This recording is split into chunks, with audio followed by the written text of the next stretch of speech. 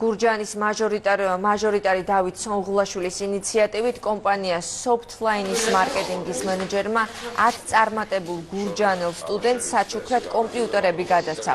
შეხვედრის ფარგლებში დეპუტატი სტუდენტებს განათლების რეფორმასა და სამომავლო დაგეგმილ ღონისძიებებზე ესაუბრა.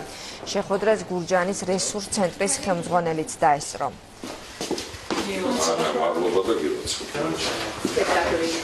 ეს მნიშვნელოვანი დღეა ჩვენი პირველკურსელების ცხოვრებაში. მათ მიერ ეროვნულ გამოსვლებზე მიღებული ქულები, ის შრომა რაც ჩადეს ამ ქულების მისაღებად, კიდევ ერთხელ დაფასდა. ჩვენი აზრით ეს იქნება სტიმული მათთვის, რომ იგივე მონდომებით გააგრძელონ სწავლის შემდგომი ეტაპი და ეს იქნება აუცილებლად мотивация იმ წლევანდელი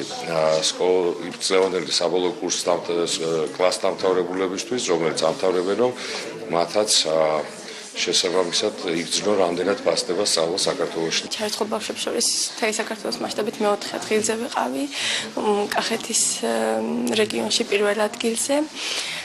დღევანდელი ეს საჩუქარი ჩემთვის საკმაოდ ძვირფასია.